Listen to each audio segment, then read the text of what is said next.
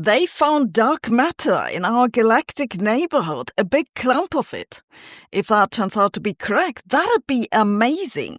It could finally move us forward in figuring out just what's going on in the universe. I've had a look at the paper. Dark matter supposedly makes up 80% of all matter in the universe, but that's only on the average. If you believe the models, then dark matter isn't evenly distributed. There's more of it inside and around of galaxies. This dark matter encompasses galaxies in a big cloud that's called a halo. In particular, our home galaxy, the Milky Way, has more than 10 times as much dark matter than normal matter, or so we think. Theoretically, the dark stuff is all around us and passes through us as we speak. This is why physicists have been building dark matter detectors since the 1980s to catch some of the hypothetical particles.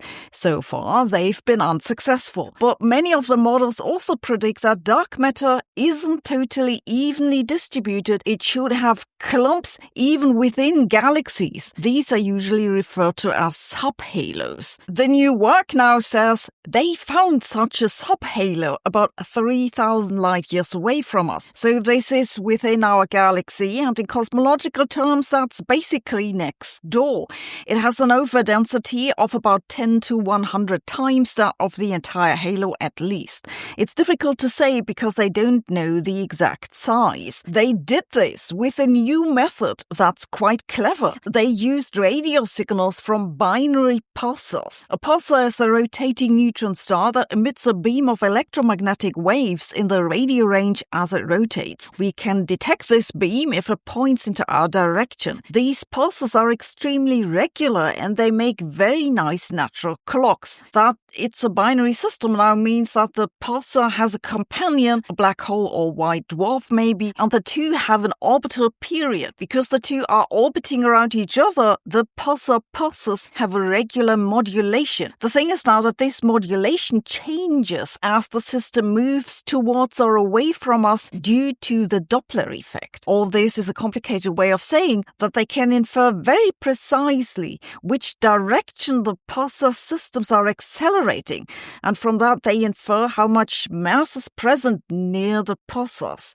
They track 27 of them, and to make a long story short, they find that a bunch of them are attracted towards nothing in particular.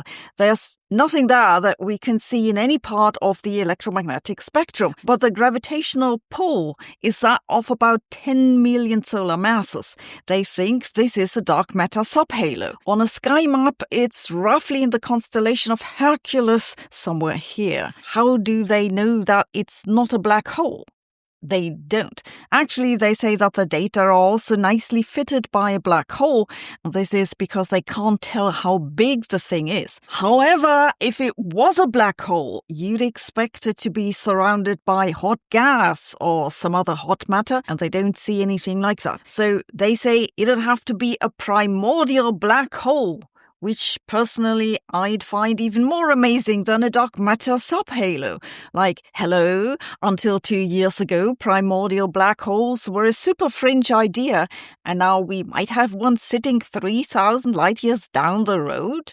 The other thing that's noteworthy about the paper is that the significance of the signal strongly depends on one particular pulsar that has been moving a lot. If one removes this one pulsar from the analysis, then the signal is no longer statistically significant. This is generally not good. It doesn't mean that the signal isn't there, but it means that the signal isn't terribly reliable. If there's anything off with the analysis of this one particular pulsar, the entire detection falls apart. Data Jenga, basically. Okay, but let's assume that this really is a dark matter subhalo and that this detection is confirmed. What would it mean? It'd speak strongly against many dark matter candidates that are made of particles with small masses or those which have no self-interaction because those can't do sufficient clumping. It'd also, for all I can tell, be basically impossible to explain with modified gravity. So if this detection is confirmed, this would be really big. Then again, that it puts so much weight on this one pulsar isn't good. So on the bullshit meter, I give it a 5 out of 10. It's a great idea to do this kind of analysis, but I'm extremely skeptical that the result will hold up. But I now have a theory that there's a subhalo of dark matter under our couch. The James Webb Space Telescope has found a black hole so early in the universe that astrophysicists think it simply shouldn't exist. It's supposedly a paradigm change for cosmology. It upends all theories and it changes everything. And once again, no one wants to mention that modified gravity predicted it. Just what did they see and what does it mean? Let's have a look. The James Webb Telescope launched in late 2021 and has been delivering data since 2022. A common theme in this data is that it's found things that shouldn't exist according to the standard model of cosmology, also known as lambda CDM. The James Webb Telescope can detect extremely faint signals that allows us to look back into the history of the universe better than ever before. It's detected the first galaxies that have been in the universe, which formed roughly 3,000 million years after the Big Bang. And the Webb Telescope has delivered quite some surprises. It's seen galaxies that are too big, too bright, and that have too much structure to fit with dark matter theories. This is because dark matter theories predict that galaxies should form very gradually from smaller galaxies. The new discovery now concerns an even stranger observation of what astrophysicists have called little red dots. The name refers to the signal they see. These have a very small diameter and an emission in the red range. This observation fits with black holes that are surrounded by very hot dust. It's not just one. The James Webb Space Telescope has observed a few hundred of those by now.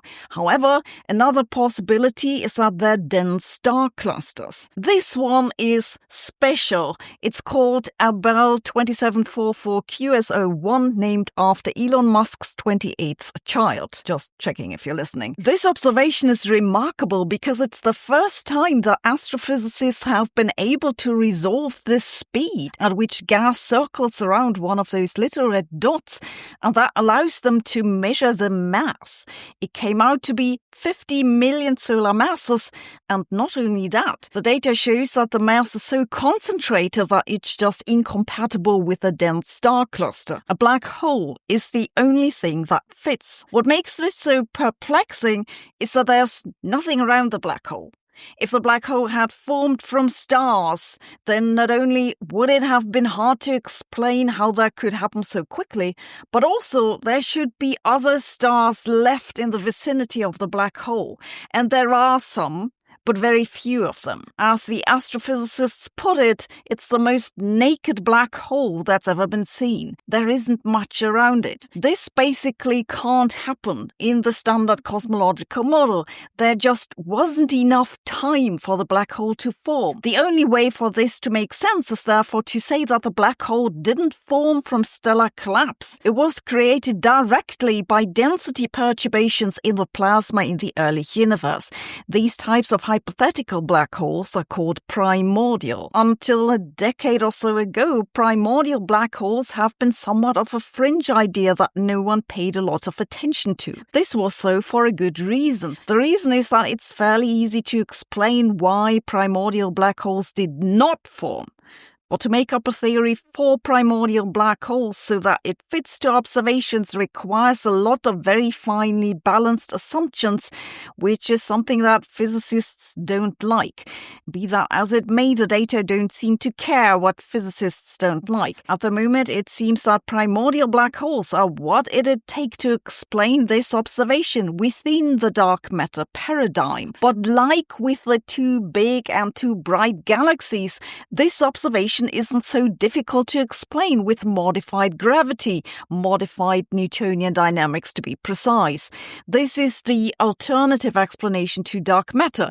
It has it that we have misunderstood something about how gravity works, though Albert doesn't like this at all. In modified Newtonian dynamics, gravity in the early universe is stronger than in the dark matter case, and this is why stars form earlier and galaxies grow faster. And black holes do too, as was pointed out in a paper from May by Ippen and Gruppe. What are we to make of this? I give this paper a 5 out of 10 on the bullshit meter, because I suspect that this discovery will be questioned by other astrophysicists. Even if the data hold up, they'll come up with some explanation that'll fit with the dark matter story by cooking up some new way of making galaxies and black holes grow faster, and if that doesn't work, they'll almost certainly prefer primordial black holes to modified gravity.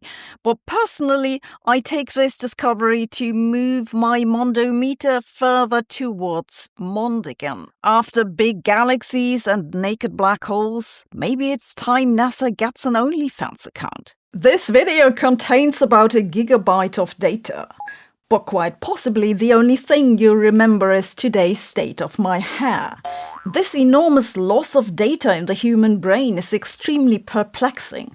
It's not about being lazy or forgetful, it's built deep into our circuits. The authors of a new paper now had a close look at how much we know about it, and they warn of the Musk illusion, the idea that putting implants into our brain can increase the neural bandwidth. Let's have a look. This paper comes from 2 biologists at Caltech, and it's the rare example of an academic publication that's actually readable. Titled The Unbearable Slowness of Being, it's a collection of data from various publications to put numbers to the mismatch between data input and throughput in the human brain. Our senses, for example the eyes, process information at typically about 1 gigabit per second. Yet our cognitive function, our ability to draw conclusions and perform actions, seems to level off at about a measly 10 bits per second. That's a mismatch of 8 orders of magnitude. Why?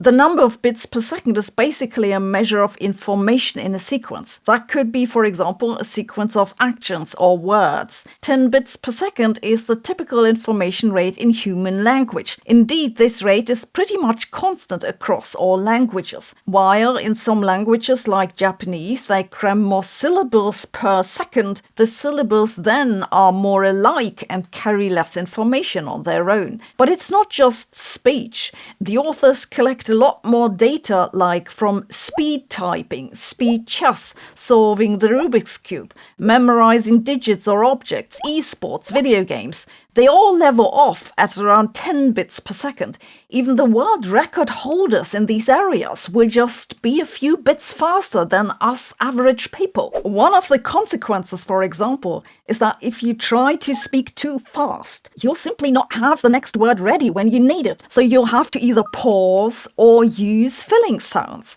Such is the misery of being human. The authors of the paper say the reason is that basically we have an outer brain that does information processing, sight, sound, movement, and so on, and it does massive parallel computing. Then we have an inner brain that converts that input into output, but that works serial only. It does one thing at a time.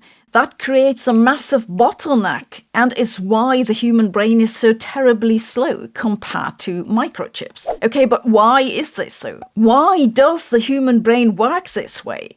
It's an important question, I think, because we'd like to know what matters for consciousness, don't we? And it has practical consequences, because some technology companies like Elon Musk's Neuralink are already working on brain-computer interfaces. Many of them have this idea that they can just deliver the raw data to the brain at high information density, not just restoring, but actually improving sensory perception. This is what the authors call the Musk illusion, the idea that we can improve the human brain by delivering more data. They say that this won't work. It's like trying to pour a lake through a straw. Computer-brain interfaces will instead have to find smart ways to compress information. Okay, but why is the brain so slow, and can we do anything about it? Some of the explanations that have been proposed in the past were that it's a way for cognitive function to remain resistant to noise, or that it's particularly energy efficient. But the authors of the new paper argue that these explanations don't hold up. They say that the human brain would be totally capable of dealing with much higher information throughput. They suggest instead that the slowness is a legacy of evolution, which aimed first at steering one body along one path. Honestly, I find it somewhat depressing that my brain is so slow. I certainly hope that in the future we'll hook up with artificially intelligent systems to speed up our thinking. Maybe then we'll speak 1 billion times faster. Wouldn't that be something? Hello. Hi, Elon. No, what they call the Musk illusion is the idea that we can improve cognitive function by feeding more data into the brain. They say it's like putting a USB port into a potato. Yes, of course, I take your ideas seriously. I've set aside 10 full bits just for that. Love you too. Bye. Thanks for watching. See you tomorrow.